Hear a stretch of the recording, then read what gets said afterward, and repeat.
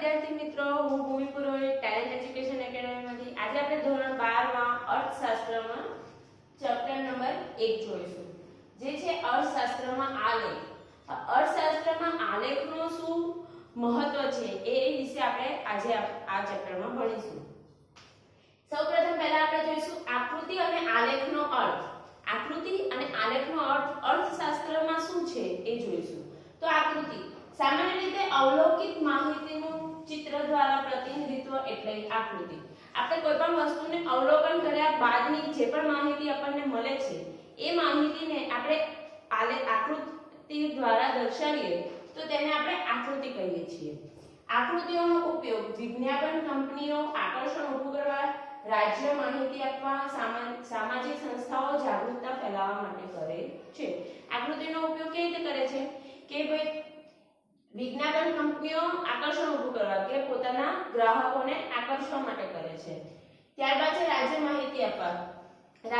રાજ્યમાં જે નેતાઓ છે એ માહિતી કોઈ પણ પ્રકારની માહિતી પૂરી પાડવા માટે આકૃતિઓનો ઉપયોગ કરતા હોય છે. સામાજિક સંસ્થાઓ જાગૃતતા ફેલાવવા, જેમ કે સ્વચ્છતા અભિયાન ચાલે છે તો સ્વચ્છતા અભિયાન માટે એ લોકો આકૃતિ બનાવે કે ઝાડુ અને ઝાડુની આકૃતિ બનાવે, તેને કે તમે સફાઈ રાખો, સ્વચ્છતા જાળવો, એ પ્રમાણેની આકૃતિઓ હોય છે. જો એકવાર ફરી આકૃતિની વ્યાખ્યા જોઈ લઈએ તો સામાન્ય રીતે અવલોકિત માહિતીનું ચિત્ર દ્વારા પ્રતિનિધિત્વ એટલે આકૃતિ. કોઈ પણ માહિતી આપણી પાસે અવલોકન પામેલી હોય ત્યારબાદ આપણે એનું ચિત્ર દ્વારા બીજા લોકોને સમજાવીએ તો તેને આપણે આકૃતિ કહીએ છીએ. ત્યારબાદ છે આલેખ. આલેખ પણ અવલોકિત માહિતીનું ચિત્ર પ્રતિનિધિત્વ જ કરે છે, પરંતુ આલેખ માટે વપરાતી માહિતી સ્વયં સ્પષ્ટ હોતી નથી. જ્યારે આપણે આકૃતિ દોરીએ છીએ ત્યારે એની માહિતી સ્પષ્ટ હોય છે અને વિશ્વસનીય હોય છે, પણ આલેખમાં કેવું હોય છે કે એની માહિતી જે આપણે અવલોકિત માહિતી હોય છે અને એનું જે પ્રતિનિધિત્વ કરે છે એ માહિતી સ્વયં સ્પષ્ટ હોતી નથી. આપણે ઘણીવાર આલેખ દોરતા હોઈએ છીએ તો ઘણીવાર સ્કેલમાં 100 થી 200, 200 થી 500 એવું આપણે અવલોકન લેતા હોઈએ છીએ કે વર્ગ લેતા હોઈએ છીએ. તેમાં સ્પષ્ટ નથી હોતું કે ભાઈ 250 જ છે કે 257 જ છે, એ સ્પષ્ટ માહિતી હોતી નથી. આલેખ ગ્રાફ પેપર પર દોરવામાં આવે છે. આલેખનો ઉપયોગ સંશોધકો દ્વારા તથા ઉચ્ચ શિક્ષણમાં વધુ કરવામાં આવે છે. આલેખનો ઉપયોગ કોણ કરે છે કે જે વૈજ્ઞાનિકો છે, જે સંશોધન કરે છે, જે નવી નવી વસ્તુઓનું ઉત્પાદન કરે છે, એ લોકો આલેખનો ઉપયોગ વધારે કરે છે. જ્યારે શૈક્ષણિક સંસ્થાઓમાં પણ આલેખનો ઉપયોગ વધારે પ્રમાણમાં થાય છે. ત્યારબાદ છે અર્થશાસ્ત્રમાં આકૃતિઓ અને આલેખનું મહત્વ. ચલો, પહેલું અઘરો અને અટપટો લાગતો અભ્યાસ આકૃતિ દ્વારા સરળ બને છે. જે પણ આપણને એવું લાગતું હોય કે હવે આ અઘરું છે, ઘણા નાના બાળકોને આપણે ગણતરી કરતા એ લોકોને નથી આવડતી તો આપણે 0 0 કે પછી કોઈ પણ આકૃતિ કે બિલાડીની આકૃતિ, બોલની આકૃતિ, એવી કોઈ આકૃતિ દોરી અને એ લોકોને સમજાવતા હોઈએ છે કે આ બોલ છે, કે આ કેટ છે, કે આ એપલ છે, એવી રીતે. તો એ કેવી રીતે કે એ અઘરો નાના બાળકો માટે અઘરો છે, એવી રીતે અર્થતંત્રમાં પણ ઘણા એવા અઘરા અને અટપટા પ્રશ્નો હોય છે જેને અર્થશાસ્ત્રીઓ આકૃતિ દ્વારા સ્પષ્ટ કરતા હોય છે. અર્થતંત્રમાં આવતા કેટલાક પરિબળોના જુદા જુદા વલણો આકૃતિ અથવા આલેખ દ્વારા સહેલાઈથી જોઈ શકાય છે. અર્થતંત્રમાં આવતા અનેક પરિબળો, જેમ કે કોઈકવાર તેજી આવી ગઈ, કોઈકવાર મંદી આવી ગઈ, તો એ મંદી અને તેજીને આકૃતિ અને આલેખ દ્વારા સૌથી સરળતાથી આપણે દર્શાવી શકીએ છીએ અને બીજા લોકોને પણ એ સરળતાથી સમજમાં આવી જાય છે. અર્થતંત્રમાં થતા વિવિધ ક્ષેત્રોમાં થતા ફેરફારો સહેલાઈથી સમજી શકાય છે.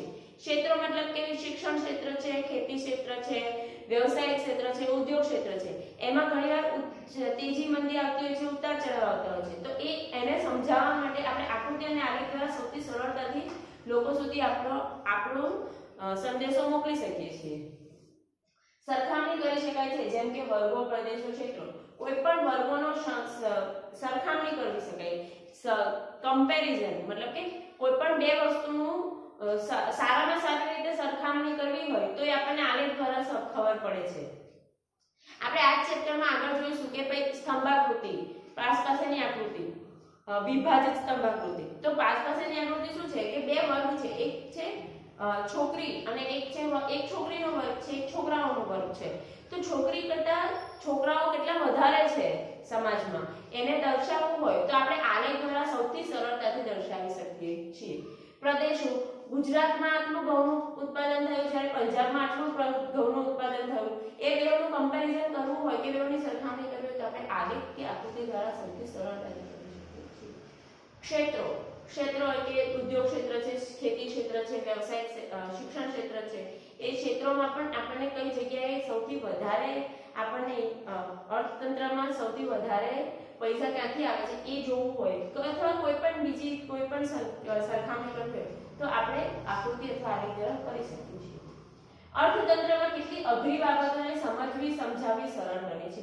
અર્થતંત્રમાં ઘણા એવું થતું હોય કે ઘણા આંકડાઓ ઘણા મોટા હોય છે જેને આપણે સરળતાથી સમજાવી નથી શકતા, તો એને આપણે આલેખ અથવા આકૃતિથી સરળતાથી સમજાવી શકીએ છીએ. તો અને ઘણા પ્રશ્નો એવા હોય છે કે જે અટપટા અને અઘરા હોય છે જે લોકોને જલ્દી સમજમાં નથી આવતા, તો એ પણ આપણે અહીંયા સરળતાથી સમજાવી શકીએ છીએ. અર્થતંત્રના અઘરા સિદ્ધાંતો સમજવા સરળ બને છે. સેમ ટુ સેમ સિદ્ધાંતો પણ ઘણીવાર અઘરા બની જાય છે કે જે આમ પબ્લિકને કે જેને અભણ માણસોને જલ્દી સમજમાં નથી આવતા, તો એ આપણે આલેખ અને આકૃતિ દ્વારા સરળતાથી સમજાવી શકીએ છીએ. ત્યારબાદ છે આકૃતિ આલેખ દોરતી વખતે ધ્યાનમાં રાખવાની બાબતો. હવે આપણે આ ચેપ્ટરમાં આકૃતિ અને આલેખની વિશે વાત કરીશું. તો એ જ્યારે પણ આપણે આકૃતિ અને આલેખ દોરતા હોઈએ ત્યારે કઈ કઈ વસ્તુનું ધ્યાન રાખવું જોઈએ તે છે. પહેલું છે આકૃતિ અને આલેખના પ્રકારની પસંદગી અને રજૂઆત. હવે આકૃતિ અને આલેખ કયા પ્રકારના હોવા જોઈએ, તમે કયા પ્રકારને પસંદ કરો છો, પહેલા માહિતી જુઓ છો, ત્યારબાદ એ કયા પ્રકાર આ આકૃતિ અથવા આલેખ કયા પ્રકારની આકૃતિ અને આલેખમાં સ્પષ્ટ રીતે આપણે સમજાવી શકીશું એની માટે આપણે પહેલા પસંદગી જરૂરી બને છે કે કયા પ્રકારનો આપણે આકૃતિ અથવા આલેખ લઈશું.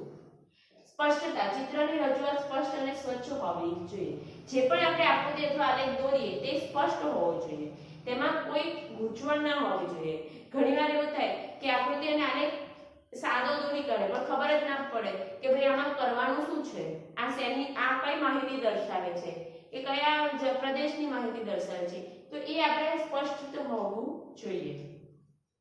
ચોક્કસ સ્કેલમાં આંકડા આધારે આકૃતિઓ અને આલેખનું સ્કેલમાં લેવું જોઈએ. આપણે સ્કેલમાં બી સૌથી અગત્યની વસ્તુ છે આલેખ અને આકૃતિમાં.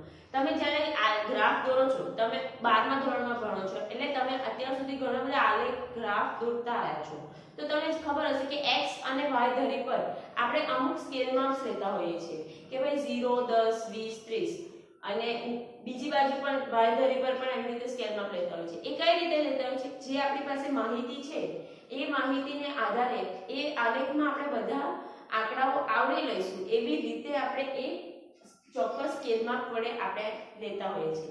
જેનાથી શું થશે કે આંકડા આધારે આકૃતિ અને આલેખનું આપણે જે પણ આપણી પાસે આંકડા છે એને આવરી લઈ અને એની પ્રમાણે આપણે સ્કેલમાં પસંદ કરતા હોઈએ છીએ. આકૃતિ અને આલેખની બંને ધરી પરની વિગતો સ્પષ્ટ હોવી જોઈએ. સમજો કે આપણે ઘઉંનું ઉત્પાદન અને ઘઉંનું વેચાણ એ બંને વચ્ચેનું આપણે બંને વચ્ચે લઈને આપણે આલેખ દોરતા હોઈએ તો બંનેની માહિતી એ બંને ધરી પર સ્પષ્ટ દર્શાવવી જોઈએ કે x ધરી પર આપણે કઈ માહિતી લઈશું અને y ધરી પર આપણે કઈ માહિતી લઈશું એ આપણે સ્પષ્ટ આકૃતિ અને આલેખમાં દર્શાવવું પડે છે. આંકડાકીય માહિતીનો સ્ત્રોત. હવે આંકડા તમને ક્યારના જો સાંભળો છો કે આંકડા અવલોકનથી માહિતી લાવે, આંકડા લાવે. હવે એ આંકડા ક્યાંથી આવે છે? એ આંકડા હંમેશા તમારે વિશ્વસનીય સંસ્થાઓ અથવા વિશ્વસનીય જગ્યા પરથી જ લેવા જોઈએ, જેથી તમે જ્યારે પણ તમે તમારી આકૃતિ અને આલેખનું બીજી જગ્યાએ તમે સ્પષ્ટીકરણ કરો ત્યારે તમને ધ્યાન હોવું જોઈએ કે ભાઈ આ અમે અહીંયાથી લીધા છે ને એ સાચા છે અને બીજાને વિશ્વાસ આપણે આપી શકીએ. એટલા માટે હંમેશા આંકડાકીય માહિતીનો સ્ત્રોત એ વિશ્વસનીય હોવો જોઈએ. આંકડાકીય માહિતી ગણવાની રીત દર્શાવવી. જ્યારે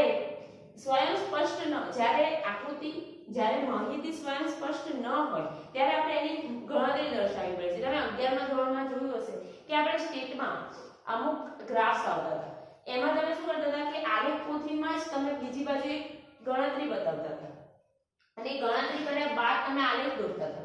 એ કેમ? કારણ કે એ માહિતી પૂરી સ્પષ્ટ નથી, અવર્ગીકૃત હતી કે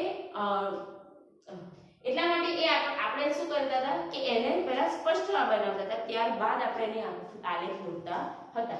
એવી જ રીતે સ્પષ્ટ ન હોય તો આપણા શાસ્ત્રની મદદથી તેને સ્પષ્ટ બનાવવી જોઈએ. આ હતું આપણું પહેલું ચેપ્ટરનું પહેલો ટોપિક. આશા રાખું કે તમને સમજણ પડી હશે. Thank you.